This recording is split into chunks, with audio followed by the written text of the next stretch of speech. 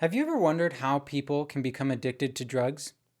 Have you ever wondered why people who are addicted to drugs like alcohol, cocaine, methamphetamine, or heroin can so often and so easily fall into a downward spiral that completely destroys their lives? I know I have, and while I've never really experienced addiction myself, I have lost two of my close friends to drug overdoses. Several others have struggled with opiate addictions, and most of them express that it's an ongoing challenge to stay sober. So, how is it that mere molecules can create such suffering and desperation? The answer comes down to the fact that some drugs, as well as certain other types of behaviors, are essentially able to hijack the system in the brain that controls goal setting, motivation, and behavior. That is, the dopamine reward system. Addictions force our wiser selves out of the driver's seat, take the wheel, and aim us single mindedly at one overriding goal. They then slam on the gas until we reach it, only to have to refuel the engine and do it all over again when the high fades. And addictions don't just cause us to divert all our resources and efforts towards satisfying the cravings, they also make us less able to pursue anything other than the drug itself. Learning about the science of addiction can help you to not only know how and why addictions can ruin lives, but more fundamentally, it can help you to avoid the pitfalls that are likely to lead to addiction or related problems. So, if you want to learn how to protect your brain's dopamine system from being hijacked, if you want to gain greater compassion for people experiencing addiction, or if you simply want to better understand why we do the things we do, then stick around.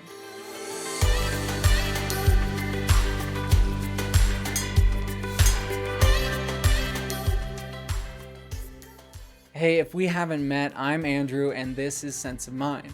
This channel is all about helping you to understand your brain so you can upgrade your mind and improve your life. This current video is part of an ongoing series which serves as an introduction to neuroscience. This one in particular is the last in a 3-part mini-series on the neurobiology of dopamine. If you haven't watched my previous videos about dopamine, I highly recommend doing so, because this video will build off of those, and it will probably be confusing if you've never learned about dopamine's role in reward or prediction error signaling. I especially suggest that you watch one of the 3 videos on my channel that's titled Dopamine, Motivation, and Reward, and then in parentheses, prediction error signaling. So that should come up as a link up here, or I'll definitely have the playlist linked below. It should be in one of the same playlists that this video is in, but I'll try to make that clear in the caption. And like all the videos in this neuroscience series, there are 3 levels of difficulty and length for every topic we cover. And just so you know, levels 2 and 3, which are the intermediate and advanced difficulties respectively, and they're kind of the medium and long versions of the video, they're pretty similar. They're often identical, but to a point. So level 3 advanced videos will definitely be longer. They'll expand on the points in the level 2 video, or they'll add new points. But don't be confused. If you watch both level 2 and 3, you're going to hear many of the same points. So I would recommend, if you want to just dive in and get all the detail, do level 3. If you just want kind of a shorter introduction, do level 2. And if you want a 1-minute summary, which is, it's really just a kind of a 30,000-foot overview of the topic and the main points, check out the level 1 video. Those are always under 1 minute, whereas level 2 is about 15 minutes, and level 3 gets up around 30 minutes, but they can be longer or shorter depending. And finally, I also have videos about critical thinking, mental health, and psychology in general, so check those out if you're interested. I'm really glad you're here. Let's get back to dopamine and addiction. What is addiction? Addiction can be defined as a very strong habit that is difficult to break and which causes adverse physical or psychological or social consequences when you attempt to break it. While this is a purely behavioral definition, neuroscientists who study addiction often emphasize that it is characterized by a particular brain mechanism involving the dopaminergic reward system, and that mechanism is the focus of this video. While we most often associate addiction with drugs, many researchers agree that compulsive gambling and compulsive overeating can be considered addictions as well. But I want to note that compulsively engaging in excessive amounts of sex, pornography, And even video games may also fall into this definition of addiction. And there are clinicians and researchers who agree with that. However, there is still a relative lack of consensus about whether they involve the same brain mechanisms as addictions to drugs, overeating, and gambling. So for our purposes, we can safely ignore sex, porn, and video game addictions. But remember that they may eventually be subsumed under this definition of addiction, and they may be found to use the same or similar neural mechanisms as are covered in this video. So what is that mechanism? In a previous video, I talked about how dopamine is crucial to a process called prediction error signaling, which, as its name suggests, is the brain's way of signaling when it has erred in its predictions about the future, including when anything unexpected happens. So this process is what allows for addictions to arise. Again, I strongly urge you to watch that video titled Dopamine, Motivation, and Reward, in parentheses, prediction error signaling, because in this video, I will assume that you understand what prediction error signaling is, especially how it's related to rewards and punishments. Okay, as a brief recap, as I noted in the videos on prediction error signaling, dopaminergic firing in the mesolimbic dopamine system increases in response to an unexpected reward, as well as in anticipation of an expected reward. I also noted that if an expected reward does not actually happen, if you're predicting that you'll be rewarded but you find out you're wrong, then dopamine signaling does not just go down back to its baseline firing rate, it actually goes way down, almost stopping entirely. Why is that? Because that's the dopamine system's way of saying that something unexpectedly bad has happened. As you might expect, the burst of dopamine that signals unexpected good stuff feels good, while the steep drop in dopamine that signals an unexpected bad thing feels bad. Okay, so hopefully you've watched that video, and now that you've got an understanding of prediction error signaling and dopamine's role in it, let's look at how dopamine controls behavior and how addictive substances exploit this process. How does dopamine control motivated behavior? Animals that have damage to their dopamine systems show an utter lack of motivation, even for such basic behaviors as eating and mating. As a 2020 review on addictions and dopamine by Roy Wise and Michael Robel noted, these animals die of starvation if they're not force-fed. In addition to lacking motivation, these animals also exhibit a severe deficit in their ability to learn from experience. While they seem to retain the ability to learn about, for example, the spatial layout of their immediate environment, they're unable to associate cues with reward or punishment. And that is a serious liability when it comes to survival. That's because these two types of learning and memory rely on totally different brain regions. Memory of the layout of a given space depends mostly on the hippocampus, whereas the associations between stimuli, rewards, and punishments depend on the dopaminergic reward system. The dopamine system controls behavior in the sense that it sets goals and intentions that the rest of the brain works to achieve. So when you decide to do something, anything, and you in fact go through with doing it, the primary reason is that your dopamine system identified that behavior as important. For example, if you are motivated to physically exercise, it could be for a variety of reasons. You might enjoy a particular form of exercise for its own sake. You might want to lose weight or gain muscle for reasons pertaining to health or vanity.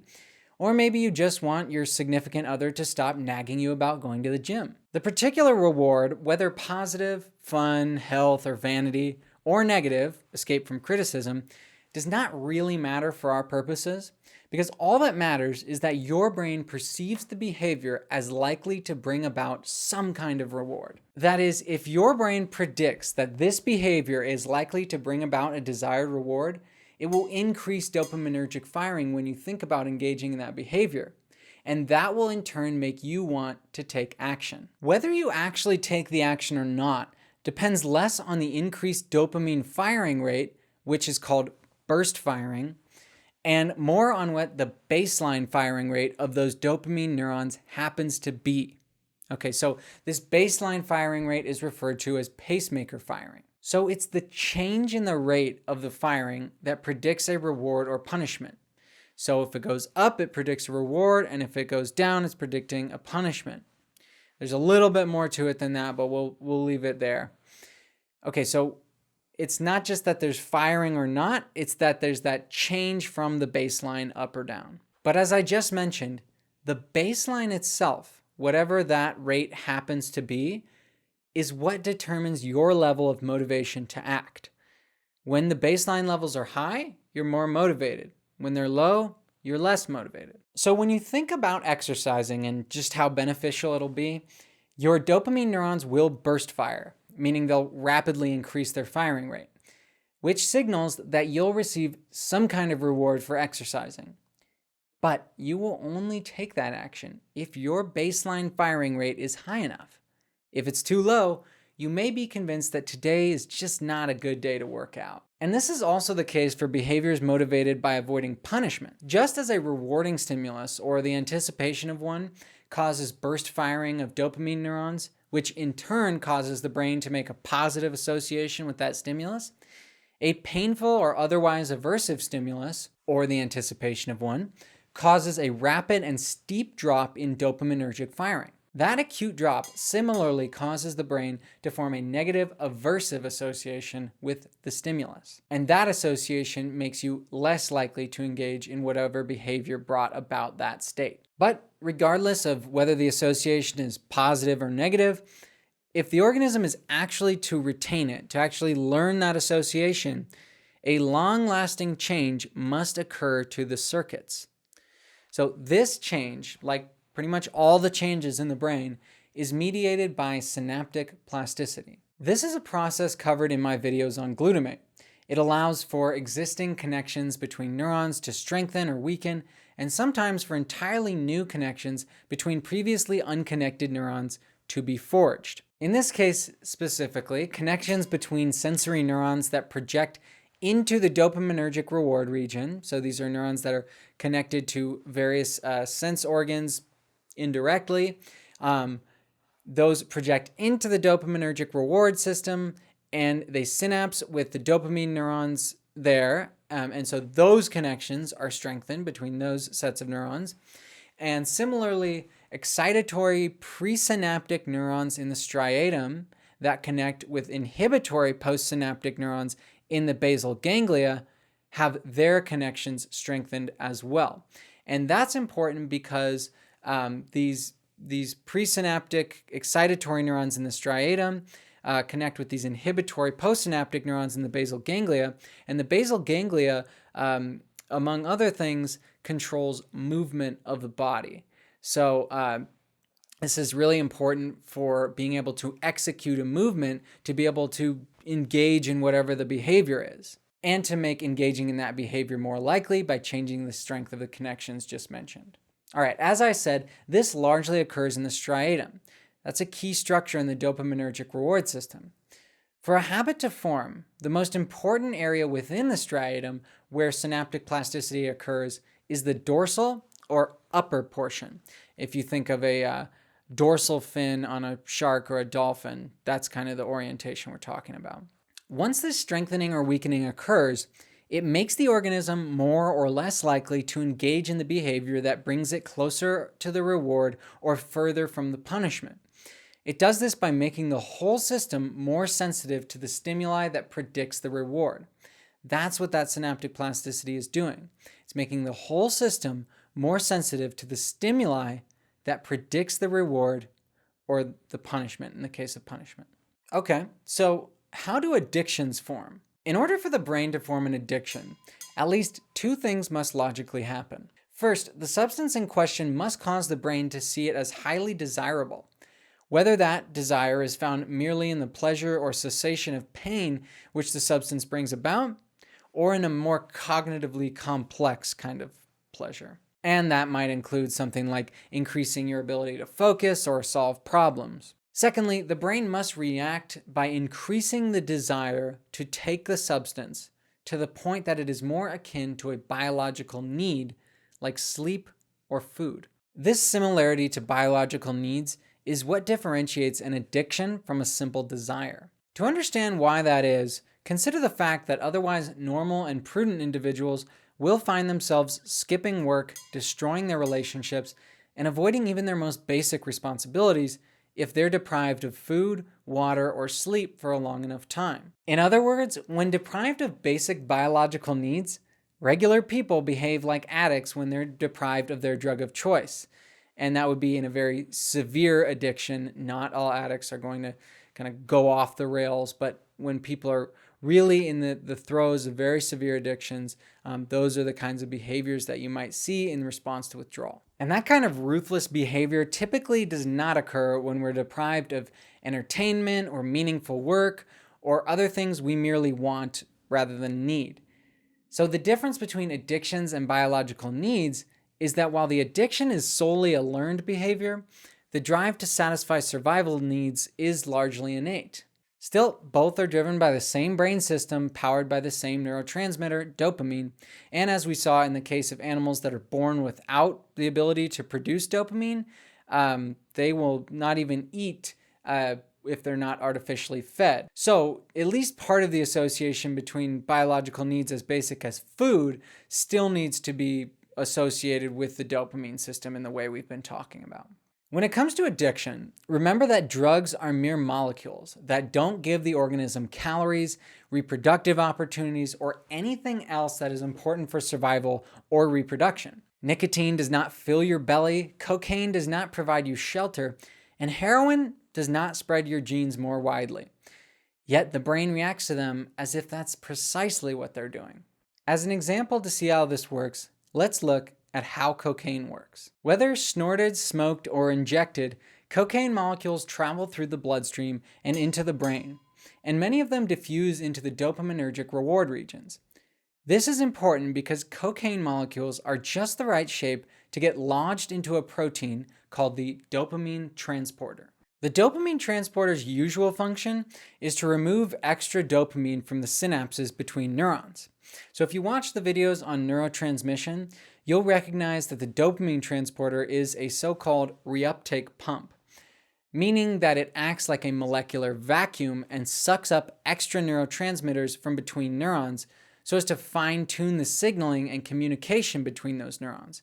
So it's basically helping to remove some of the noise to leave kind of the signal there. It's sucking up extra neurotransmitter that was released by the presynaptic neuron. So when cocaine gets itself lodged in the dopamine transporter protein, the result is that the transporter protein can no longer remove extra dopamine from the synapse.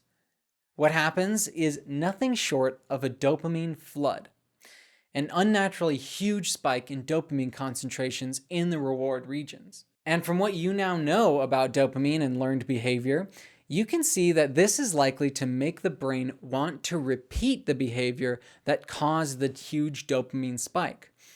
Thus, people addicted to cocaine find themselves with a strong craving to snort, smoke, or inject the substance until the craving subsides, and you can also eat it. Yet, even after ingesting it, it's only a matter of time before that dopamine goes back down to baseline and the craving to consume some more cocaine returns. Scientists have noted that for rats that can take cocaine at whatever pace they prefer by eating it from cocaine-infused food, I believe, they typically choose to take another dose when their dopamine levels fall to roughly double the usual baseline rate.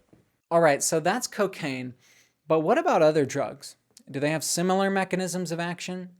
Yes and no, depending on the drug. So for example, amphetamines like Adderall and Ritalin, as well as methamphetamine, are quite similar.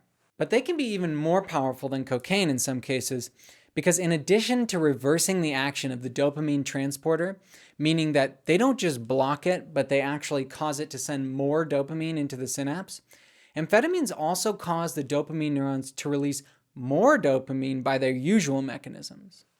Okay, so I want to share a story, kind of help drive home this point about the differences and similarities between cocaine and meth. Okay, so about 10 years ago, while I was a teenager working in a local pizza shop, I had the opportunity to ask someone who had smoked both methamphetamine as well as cocaine on separate occasions, and definitely not at the time we were speaking, and I asked him what the difference was between them. I will never forget what he said, especially because it resonates so well with the different mechanisms of these drugs. When referencing meth, he said, quote, It's like super cocaine. Everything was super interesting and I felt amazing. He added that right after the initial rush faded, about 15 minutes, he felt an intense craving for more. But he also added that about an hour later, he did not feel any kind of craving.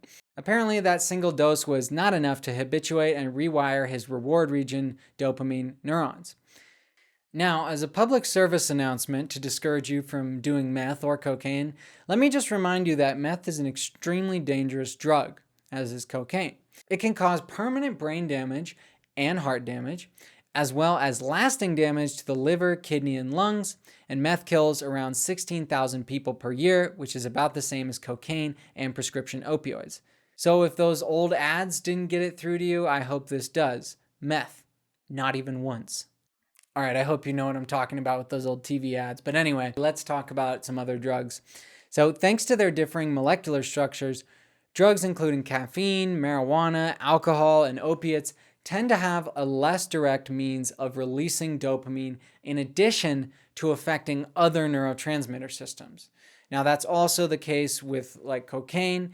It also affects serotonin and I believe the norepinephrine system. Don't quote me on that one. But anyway, that's to be expected because that's why these drugs have different subjective effects in the first place. I mean, that's why, different drugs differ. They have different structures and they therefore have different effects on the brain and on different neurotransmitter systems.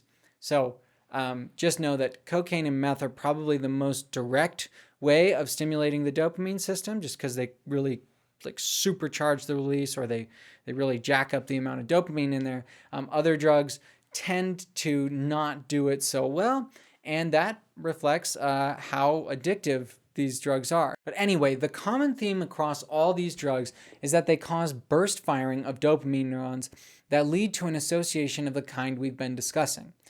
The most important idea to keep in mind is that the extent to which a drug causes burst firing is essentially what determines why one drug is more addictive than another. Okay, let's talk about the Comedown.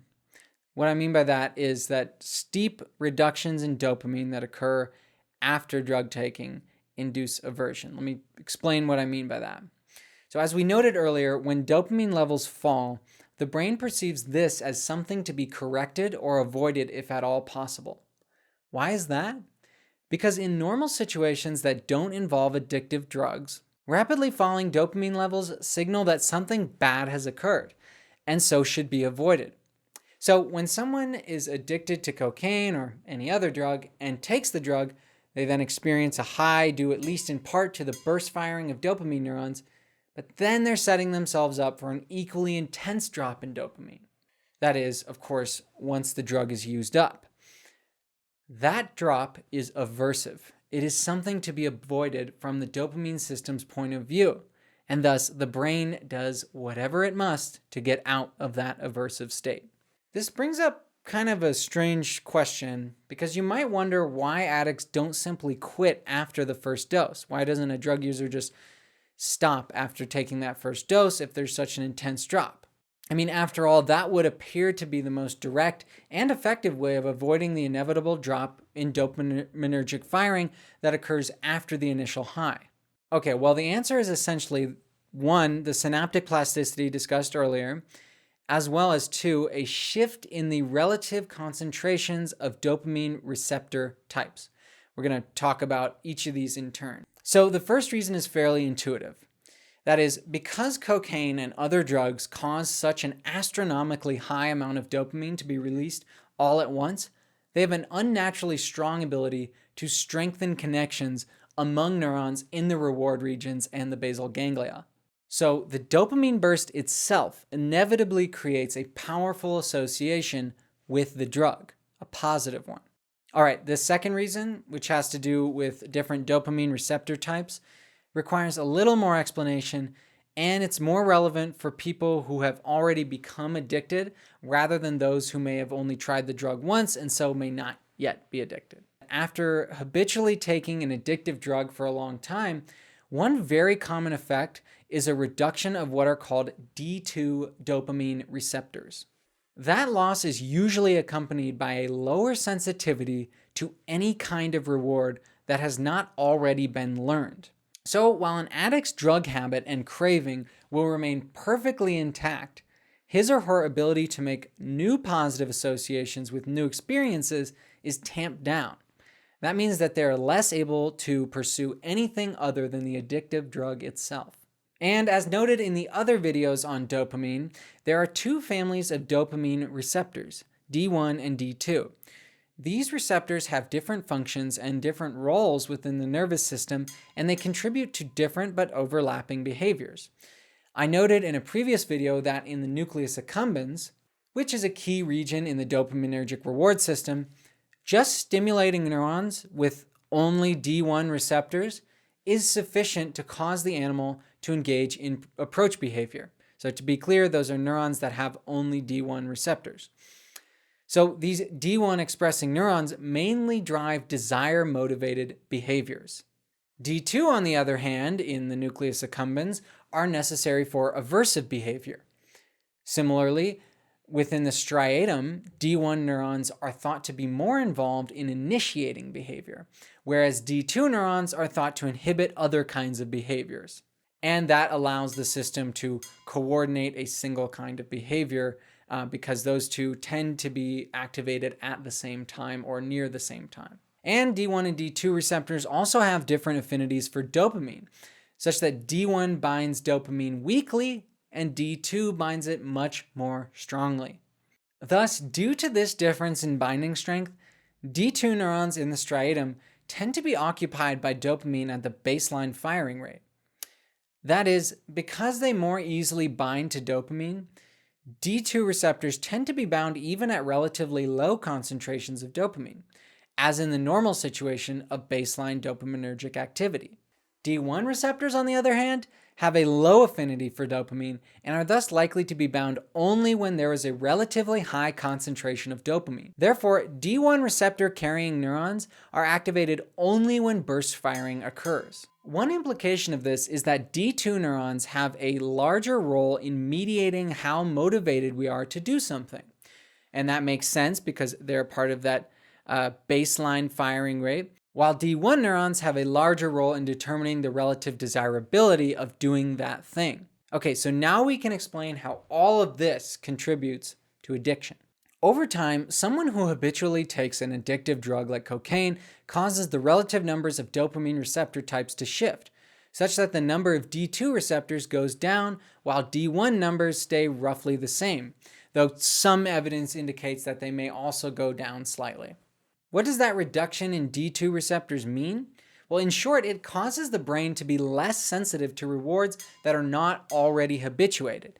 That is, to be less likely to engage in behaviors that bring about rewards that one has not already learned to like. For example, if someone is addicted to cocaine, their brain has already made strong connections and dramatic neuroplastic changes that are likely to stay intact unless this person undergoes some kind of therapy or treatment.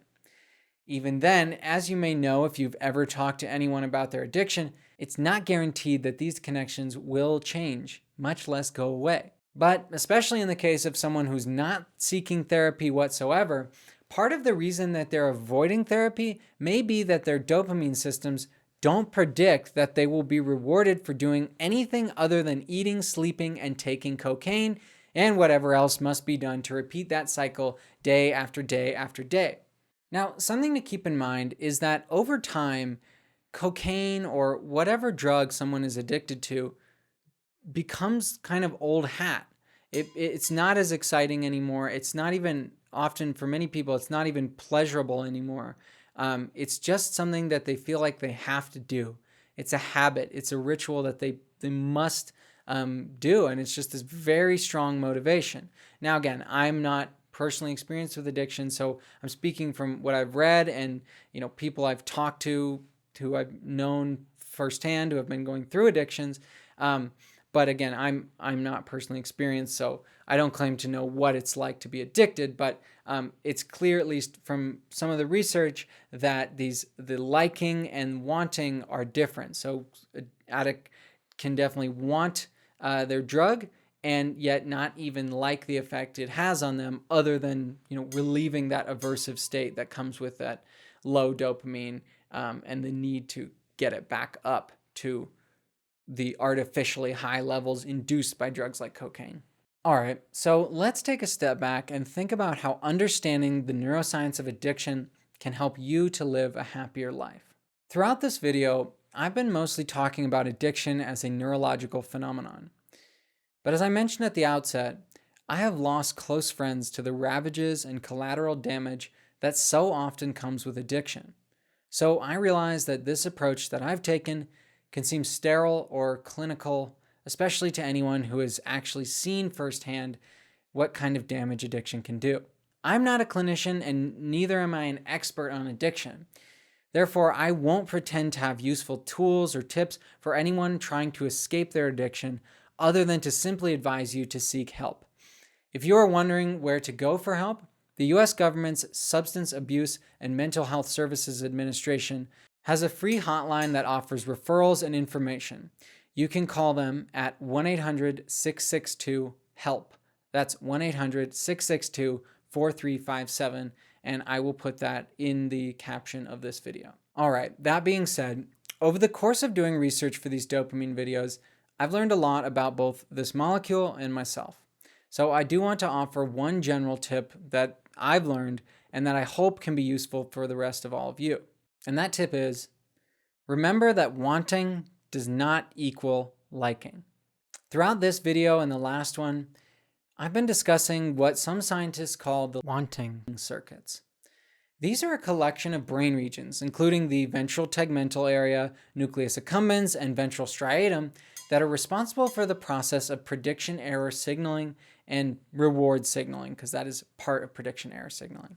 This system is responsible for desire, in the sense that when it's activated, it gives us a boost of energy, joy, excitement, and motivation, wanting to do something. But that's all it gives us. In other words, this dopamine-powered system is all about reaching higher, delaying gratification further, and striving toward an ever-receding goal of more, more, more. In their book, The Molecule of More, Dr. Daniel Z. Lieberman and Michael Long explain that this liking circuit tricks us into thinking that we will be happy once we reach the next checkpoint, once we crest the next hill, once we finally pass over into those greener pastures. The authors make it clear, however, that all this prophesizing about someday is a lie. Dopaminergic liking circuits can never be satisfied because their purpose is to cause us to strive for more, regardless of what we already have. Lieberman and Long contrast the dopamine system and its emphasis on more with what they call the here and now neurotransmitter systems, which include serotonin, oxytocin, and norepinephrine. They explain that these are the systems that actually allow us to experience lasting happiness, love, relaxation, and other positive emotions and states of being. And all this background information boils down to a very simple dictum. Find a balance between now and later. By later, I mean that we all have goals we should strive toward and be disciplined about making progress on them. By now, I mean that life is ultimately hollow if we don't learn to enjoy what we already have. One effective way of finding this balance is to begin by clarifying exactly what kind of lifestyle will bring you the greatest satisfaction. How much leisure time do you want? Where do you want to live? What kind of job or career is for you? Will a bigger house, a nicer car, or a higher number in your bank account really make you happy? Or will they simply drive you to find a bigger house, nicer car, and an even higher number? What makes you the happiest in the moment? If you're like most people, it's probably the simple things. Things like being with loved ones, enjoying a delicious meal, knowing that your family is healthy and safe, experiencing the mysterious beauty of nature, caring for those in need, having good conversations, playing games, reading books, watching movies, praying, meditating, treating yourself to a massage, bathing in the sun, or even relaxing in the tub. And there are many others, but these are the kinds of things that we do for their own sake, rather than in pursuit of some kind of future-oriented goal. And once you know what kinds of things you enjoy, what really brings you deep happiness and satisfaction, and what it will take to create a life with those things in abundance, then you can orient everything toward that goal. That way, you will always be striving, always getting that boost of energy and joy that's geared toward the future and engendered by dopamine, while at the same time, you will remember why you were doing that. And you will be rewarding yourself along the way with those things that truly satisfy you and bring you joy in the moment. All right, as a final note, I feel this is kind of a public service announcement. I want to add that I believe it's important to build your life on moral principles, and that doing this makes this project of figuring out what you should do in life much easier and clearer. For example, I believe that one value we should all hold is to respect the rights and autonomy and uniqueness of the individual. One implication of this is that we should treat everyone as an individual whose own qualities may or may not conform with that of the groups to which they happen to belong. I think this is important both on the interpersonal as well as societal levels. In your own life, holding a value like this will keep you from falling into racism, sexism, and any other prejudice that's based on someone's outward superficial characteristics. And I think on the societal level, it's important because that kind of attitude will be widespread throughout society. Now, whatever you think of that principle, and I really don't think many people in the Western world disagree with it, my point is that having these moral principles or these kind of deep ethical principles allow you to gear your life in a way that is both happy and meaningful. So it's not just about pleasure. It's not just about having fun. It's about doing things that will make a lasting positive impact on the world and having a framework of morals and ethics that allow you to figure out what is good, what is worth doing, and what's not. And so I think building that into the goal of what you want your life to look like is also very beneficial. And of course, the dopaminergic circuits, once you decide that that's what you truly want and that's where you aim yourself, they are going to be what helps you get there. Now, I know that there was a lot of information in this video, and I definitely didn't cover every aspect of addiction and certainly not of dopamine neurobiology. I could probably just continue to make videos about dopamine for the next 10 years and wouldn't really end with any kind of solid conclusion. It would just be lots and lots and lots of information. And I'm going to avoid doing that. I've done 3 videos on dopamine now, and I think I'm going to leave it at that. Now, the next set of videos in this series is going to be about another neurotransmitter system, I believe, and that's slightly uncertain now, but you'll see that come out when it does. Now, I really want to thank you for watching this video, and I'd really like to ask if you have any questions or anything you'd like me to talk about or clarify, or another video you might like me to make about dopamine or other neurotransmitters. I'm happy to make clarifications. If you notice I got anything wrong or you think something I said was questionable, don't hesitate to reach out, to comment, to DM me on Instagram. I'd love to keep this conversation going and really strengthen the community we have here. So anyway, thank you so much for watching. This video and this channel is brought to you by the Diamond Mind Foundation, and this was written and produced by me, Andrew Cooper Sansone. Thank you so much for watching. I'll catch you next time.